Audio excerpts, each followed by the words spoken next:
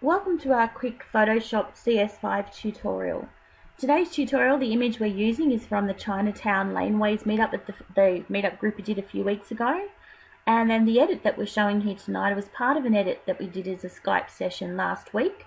I thought it would be best after the Skype, we had some problems with the sound, that we go through and put a quick tutorial part of that session on the meetup group so everyone can see it.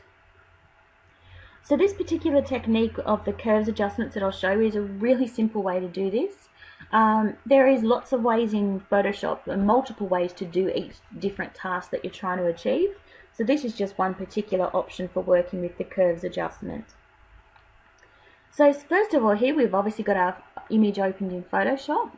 And the first thing I like to do is just make sure we take away any distractions from the eye line that we really don't want to exaggerate away from our model. So the first thing I'm going to do is just look at this pipe here on the top of the wall, and then just this light patch of the brickwork followed by the chords just above it here. So we'll just come over here to the side selection bar and we're going to choose the lasso tool. This is a really simple tool to use. All you simply do is holding down the mouse and dragging, you make a selection around the area. Now in some cases this will need to be quite accurate, in other cases, as with what we're doing here, we don't need to be quite as precise. But if you were wanting to remove something very accurately, I would definitely recommend zooming right in close on it and very much taking your time with the selection around. Once you've got our selection here, we're actually just going to lighten that dark area is what we're trying to achieve. So we're just trying to darken just this particular spot in the image and take away that pole there from the eye line. So first of all, we right click and we select feather. 250 pixels is the most pixels that you can feather the radius for. Now essentially what this does is the more pixels that we're actually selecting, the fuzzier the edge of the selection. If we were to pick say only 10 pixels, the selection would be incredibly sharp and you may actually get a line of definition from where you've darkened it to the rest of the image. But because we want this to blend with a soft edge, we leave it at the maximum, which is 250. Hit OK. Then we come up next into the image on the top toolbar. We go to Adjustments and Curves. Excuse me. Now with the curves, this particular panel that it brings you up, this top hand over here on the right is working with the highlights. Down here on the left is working with the darks in the shots, so that will be working on the low lights, and obviously in the center here is the mid-tones. Now for this particular method of just darkening our selection, I usually work with just below the mid-tones, and I just slowly drag it down just so I can see my image start to change, and the selection that I've made is one that I'm happy with. So probably take it down to about there and hit OK. Now you can see here this particular selection area has just that particular area has gotten darker. Alright, great. Now I want to do a similar thing just below that here with this area of the wall. It's like there's just a bit of shine coming off there. So we'll repeat that again. Select the area, feather it, and then go up to Image, Adjustments, Curves, and just taking that midpoint down just enough so it darkens off on the edge there. OK, select, deselect. So again we're going to do that over this same side here with this pole area and the chords. So just making our selection, being careful not to get that light section on the brickwork there. Now I want to leave the blue that you can see on the right of my selection, so I just want to make sure I also want to leave that light area on the wall. So making our selection, feather, OK, image, adjustments, curves. You may need to move that across and then taking this down as well. OK. Now the other thing I'll just quickly show before I hit OK is quite often with the selection, when you are actually going in and selecting something very small, it just picks on particular areas, as you can see here. Now we did originally want this in our selection too, but it hasn't actually selected the pixels. Don't panic, just simply hit OK, move on. Now you've done those two sections, and then you can go back in and reselect this middle part and just repeat the process again. Now you can see here for some reason it's not quite grabbing enough pixels, so we'll just take it out a little bit further on that side just to see if we can't grab it this time round. Okay, and then image adjustment curves. There we go.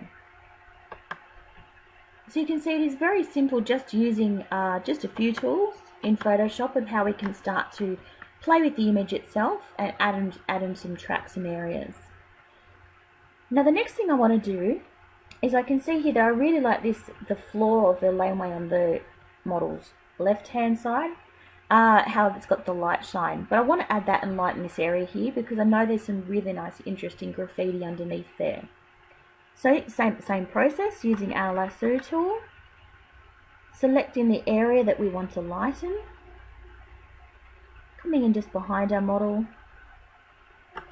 and just repeating the process.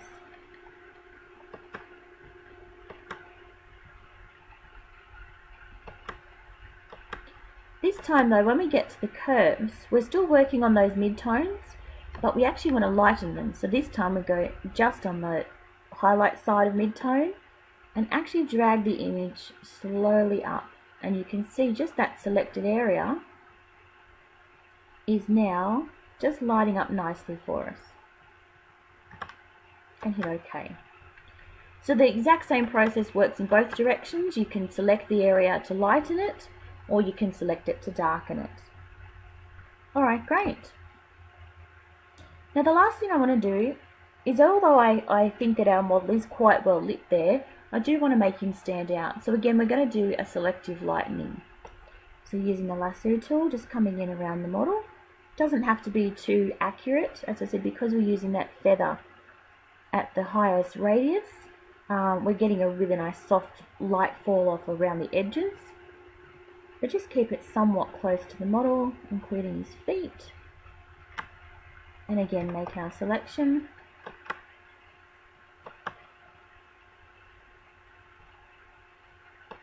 And again, this time we're going to be taking the mid-tones actually up into the lighter side of things. Just making sure that we're balancing it out so it's not overexposed, but we really want that model to pop and stand out. Now one last thing I'm going to do whilst the model is still selected and I've just done the light area is I want to add a little bit of a vignette around the edge.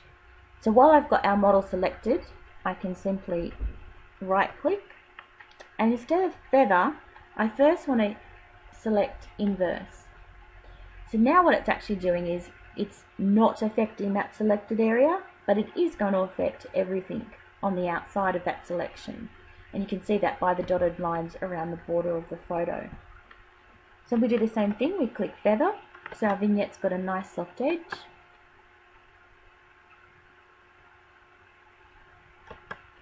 Image adjustments curves, and we're going to be taking those midpoints right in the center, just down a fraction, not too far. It's very, very minimal. And just follow the same process. Okay, now the final thing we're going to do is we're actually going to just increase and enhance, again using the lasso tool, this natural ambient light that we have in the background. It was just a spotlight that was in the alleyway itself. So we're going to do that by using a gradient tool. And we're going to be essentially adding a nice gradient amount of light radiating from around this area here. So what we do is we go ahead and we select the area that we would like the new light to affect. So I want to definitely come across my model, down the street here where we've lit it. I do want to avoid the wall over here though where possible, so I am just going to dart around that section. So that is the selected area that this new gradient of light fall off is going to affect. So once you've made your selection, this time what we're going to actually do, we are still going to feather it. I'm not sure if I just did that, but I'll do it again just to make sure. And then we're going to be going over here using the gradient tool. So So just selecting a simple gradient tool, as you can see up the top here. You can edit the type of gradient, but we're just going to use the basic one that comes up for the moment. And what we do is we take our cursor down the bottom here, holding down the mouse, and we stretch the line to show from left to right across our selection of where we'd like it to affect. Now as you can see, that light shard, it's got nice soft fall off around the edge, but it is a little too bright at the moment. So what we're going to do is come up here to edit, and we're going to go into fade gradient. And just using that opacity slider, we can just take that light shard down to where it still looks quite natural in the shot. Now I do also like to always edit slightly on the under edited side rather than the over. So I think we might leave it at about 20 and see how that looks. Okay, take our selection off. Alright, I think that's not too bad, but I don't like the fact that this area here, it hasn't been affected. Now we did leave that out on purpose because we didn't want these boxes and things to come back, but I think it does just need a slight lightening up just to balance it within the shot. So being careful again just to grab the area that we're after, and we're going to just do another light selection here.